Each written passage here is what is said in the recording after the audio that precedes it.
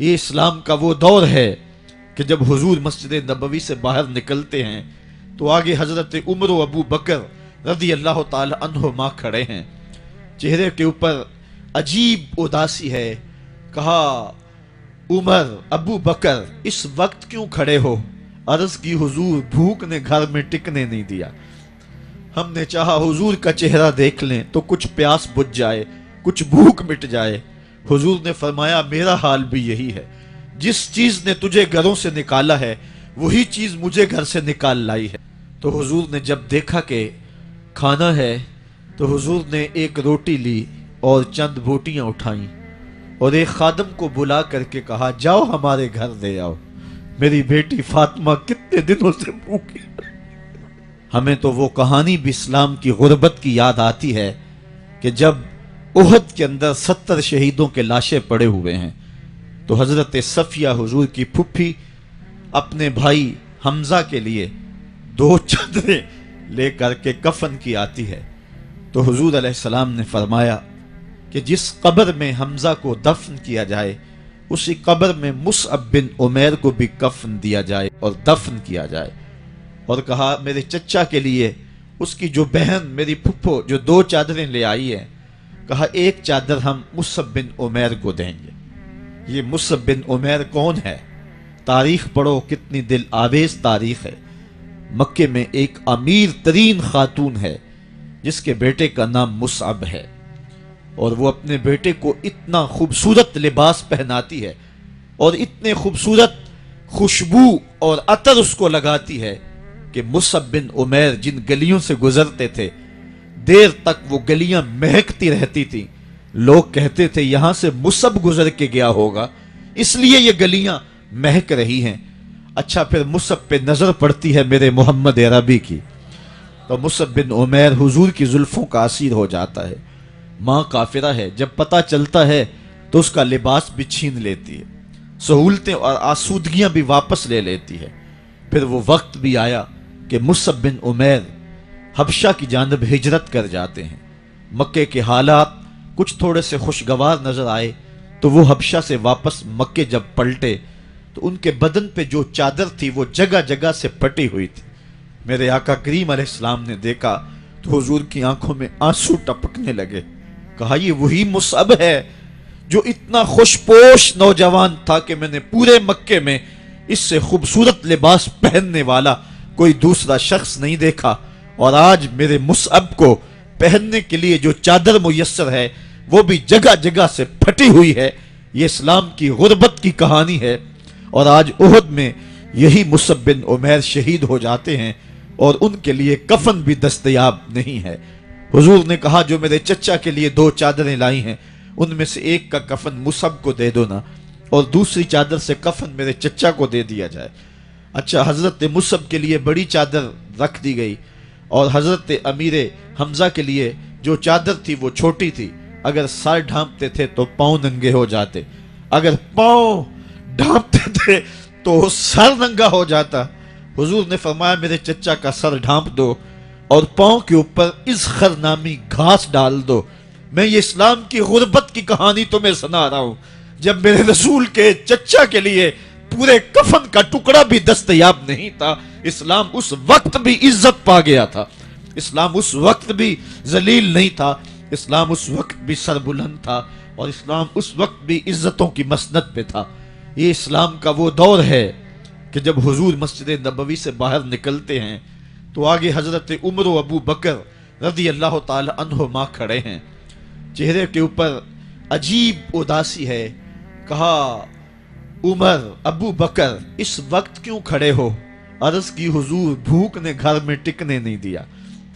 ہم نے چاہا حضور کا چہرہ دیکھ لیں تو کچھ پیاس بجھ جائے، کچھ بھوک مٹ جائے. حضور نے فرمایا میرا حال بھی یہی ہے. جس چیز نے تجھے گھروں سے نکالا ہے وہی چیز مجھے گھر سے نکال لائی ہے. چلتے ہوئے حضرت ابو ایوب انصاری کے گھر کے قریب سے گزرے.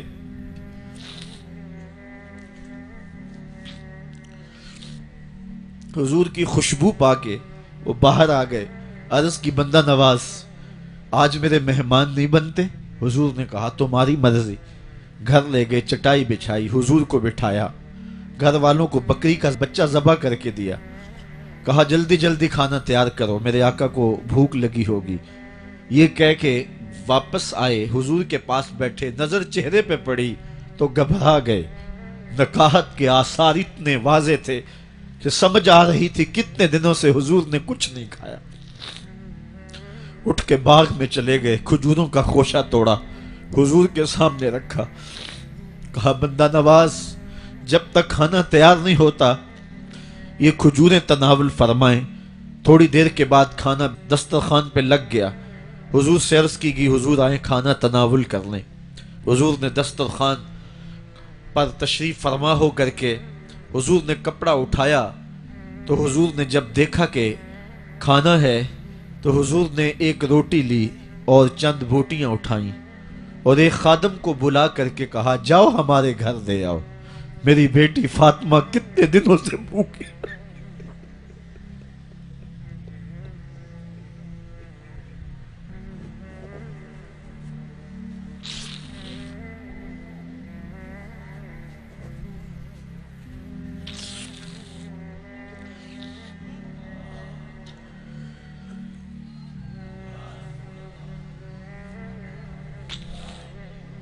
کہا جاؤ ہمارے گھر دے آؤ، میری فاطمہ کتنے دنوں سے بھوکی بیٹھی ہوئی ہے۔ مال کے کونین ہیں گو پاس کچھ رکھتے نہیں، دو جہاں کی نعمتیں ہیں ان کے خالی ہاتھ میں۔ آپ کو پتا ہوگا کہ جب میرے رسول کا انتقال ہوا ہے، حضور کا وصال ہوا ہے، تو حضور کی ایک زرہ ایک یہودی کے گھر میں گروی رکھی ہوئی تھی، حضور نے زرہ رکھ کر کے اس سے قرض لیا ہوا تھا۔ یہ اسلام کی غربت کی کہانی ہے، اور پھر اللہ نے اسلام کو امارت کے رنگ بھی دیے۔ آؤ تمہیں کہانی سناؤں، حضرت عدی بن حاتم روایت کرتے ہیں، صحیح بخاری میں روایت ہے۔ یہ حاتم تائی کے بیٹے ہیں، کہتے ہیں میں حضور کی خدمت میں حاضر ہوا، ایک شخص آیا کہنے لگا حضور غربت نے میرا برا حال کر دیا ہے، اور اس نے شکایت کی غربت کی، پسماندگی کی اور اپنی معاشی بدحالی کی۔ پھر ایک شخص آیا کہنے لگا حضور میرے پاس دولت تو ہے لیکن میں نے جس منزل پہ جانا ہے راستہ پر خطر ہے، تو میرے لیے کیا حکم ہے کہ میں کیسے راستہ طے کروں؟ تو یہ دو لوگوں نے یہ باتیں کی تو حضرت عدی کہتے ہیں کہ حضور نے روئے سخن میری جانب موڑا اور میری جانب مخاطب ہو کے کہا عدی تو نے ہیرا دیکھا ہے؟ عدی کہتے ہیں میں نے عرض کی حضور دیکھا نہیں، سنا ہے، ہیرا یہ شہر ہے عراق کا۔ تو حضور نے فرمایا عدی تو نے ہیرا دیکھا ہے؟ میں نے کہا نہیں حضور دیکھا نہیں، اس کا تذکرہ سنا ہے۔ فرمایا عدی اگر اللہ تجھے زندگی کی مہلت دے تو ہیرا سے ایک خاتون چلے گی، تو اپنی آنکھوں سے دیکھے گا اور مکے تک پہنچے گی اور اللہ کے گھر کعبہ کا طواف کرے گی، اور اس کو ہیرا سے لے کر کے مکے تک اللہ کے علاوہ کسی کا ڈر نہیں ہوگا۔ کہتے ہیں کہ میں نے دل میں کہا کہ پھر بنو طے کے ڈاکو مر گئے ہوں گے جنہوں نے عرب کے اوپر روب ڈال رکھا ہے، تو وہ تو پھر ختم ہو گئے ہوں گے۔ کہتے ہیں میں ابھی سوچ ہی رہا تھا کہ حضور نے مزید میری حیرت میں اضافہ کرتے ہوئے کہا عدی اگر تجھے اللہ نے زندگی کی مہلت دی تو تو دیکھے گا کہ کسرا کے خزانے تیری جھولی میں ہوں گے۔ تو اس دور کی سپر طاقت تھی۔ میں نے کہا حضور کسرا بن ہرمز؟ حضور نے فرمایا ہاں کسرا بن ہرمز۔ کہتے ہیں کہ حضور نے پھر فرمایا عدی اگر تو زندگی پائی تو تو وہ دن بھی دیکھے گا کہ ایک شخص زکوٰۃ کی رقم لے کر کے، زکوٰۃ کی چاندی لے کر کے، زکوٰۃ کا سونا لے کر کے نکلے گا اور اس کو کوئی زکوٰۃ کا مستحق ہی نہیں ملے گا۔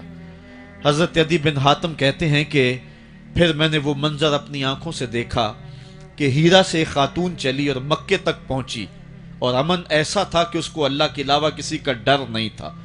پھر وہ لمحے بھی میں نے دیکھے کہ کسرا بن ہرمز کے خزانے مسجد نبوی کے باہر پڑے ہوئے ہیں۔ تو کہتے ہیں تیسری چیز میں دیکھ نہ سکا اور میں نے لوگوں کو کہا کہ یہ میں تو نہیں دیکھ سکا، میری شاید زندگی وفا نہ کرے، اور اگر تمہاری زندگی وفا کرے تو تم دیکھنا، میرے آقا نے جو فرمایا تھا دو باتیں تو پوری ہو گئی ہیں، اور تیسری بات تم دیکھ لوگے۔ حضرت یحییٰ بن سعید فرماتے ہیں کہ حضرت عمر بن عبدالعزیز کا زمانہ تھا اور انہوں نے مجھے افریقہ کی جانب زکوٰۃ وصول کرنے کے لیے بھیجا۔ میں وہاں سے زکوٰۃ وصول کی اور پھر میں زکوٰۃ لینے والے مستحقین کو ڈھونڈنے لگا، تو کہتے ہیں مجھے کوئی مستحق نہ ملا۔ پھر میں غلام پکڑتا اور اس کے پیسے دے کے اس کو آزاد کرواتا چلا جاتا۔ حضرت عمر بن عبدالعزیز کا زمانہ ہے کہ گورنر ہے عراق کا، وہ حضرت عمر بن عبدالعزیز کو لکھتا ہے کہ اتنی رقم ہے، اس کا کیا کرنا ہے؟ تو عمر بن عبدالعزیز کہتے ہیں رقم لے کے یہاں نہ آنا، وہاں عراق کے لوگوں میں بانٹ دو، جو زکوٰۃ کے مستحق ہیں ان کو تقسیم کر دو۔ تو گورنر لکھتا ہے جو مستحق ہیں ان کو دے دی، اب کوئی مستحق نہیں رہا تو میں کیا کروں؟ تو حضرت عمر بن عبدالعزیز کہتے ہیں جو مقروض ہیں ان کا قرض اتار دو۔ تو کہتے ہیں کہ ہاں قرض بھی میں نے اتار دیا ہے، رقم پھر بھی بچ رہی ہے، کیا کروں؟ تو حضرت عمر بن عبدالعزیز نے پھر لکھا جو شخص شادی کرنا چاہتے ہیں ان کا حق مہر ادا کر دو۔ میں نے کہا کہ وہ بھی کر دیا ہے، رقم پھر بھی بچ گئی، اب کیا کروں؟ تو حضرت عمر بن عبدالعزیز نے مجھے لکھا کہ جو غیر مسلم ہیں جنہوں نے ٹیکس دیا ہوا ہے، جتنا ٹیکس دیا ہے اس سے دگنے پیسے ان کو قرضے میں دے دو اور ان کو کہو جاؤ اس کا کاروبار کرو، کھیتی باڑی کرو، اور ساتھ انہیں یہ بھی کہہ دینا قرض کی فکر نہ کرنا اور زیادہ اس میں پریشان نہ ہونا، جب دے سکو گے دے دینا۔ یہ دور بھی پھر اسلام نے دیکھا اور یہ گھڑیاں بھی دیکھی، جب چیتھڑے پہنے ہوئے تھے، جب پیوند لگے لباس پہنے تھے، جب پیٹ میں ڈالنے کے لقمہ بھی نہیں تھا، اللہ کا دین اس وقت بھی غالب تھا۔ اور جب گلیوں کے اندر ریشم بکھرا ہوا ہوتا تھا، کوئی اٹھانے والا نہیں تھا، دین اس وقت بھی غالب تھا۔ دین کا غالب ہونا یا نہ ہونا اس کا تعلق جو ہے وہ مال و دولت سے نہیں ہے۔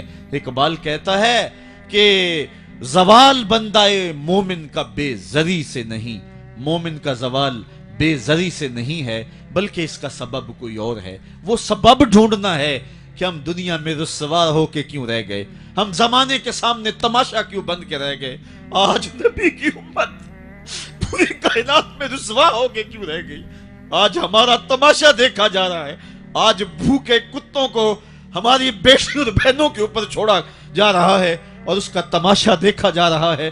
کیا ہم نے یہ دن بھی دیکھنے تھے؟ ہم نے سراغ لگانا ہے۔